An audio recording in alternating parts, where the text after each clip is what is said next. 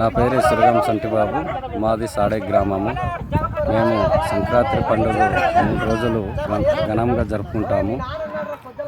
భోగి, కనుమ, ముక్కనుమ 3 రోజుల పండుగ అయిపోగానే చివరి రోజున 4వ రోజు గొట్టి పండుగ జరుపుకుంటాము. గొట్టి పండుగ ఎలా జరుపుకుంటామంటే భజనలు, బుడియా వేసులతో ఇంటింటి తప్పకెళ్ళి డబ్బులు, బియ్యము, అరిసెలు ఇలాట్లు తెచ్చి అందరం కలిసి ఒక దగ్గర ఇంటింటి తండిన బియ్యాన్ని తెచ్చి ఒక దగ్గర వంటకాలు చేసి అందరూ 5-6 వీధులు కలిసి ఒకే దగ్గర పిల్లలు, ఆడవారు, పెద్దవాళ్ళు అందరూ కలిసి వండుకొని అందరినీ కలుపుతూ ఒకే బంతుల మీద కూర్చొని తింటాము.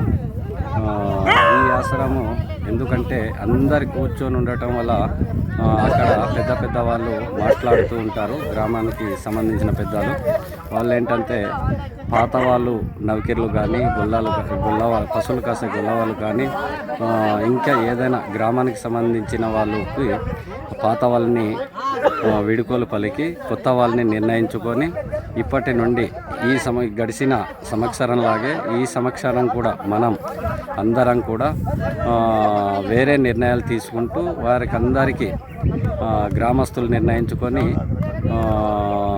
ఊర్లోని తలారని, పశువులు కాసే గొల్లలని ఇంకా కొన్ని విధాలుగా కొత్త నిర్ణయాలతోని మేమందరం మాట్లాడుకుంటూ అప్పటి నుంచే కొత్త వాళ్ళని చేర్పిస్తూ వాళ్ళకి ఆ నిబంధనలు, ఆ పద్ధతులు చెప్పి అక్కడి నుంచి మేము గుంజుకుంటాం.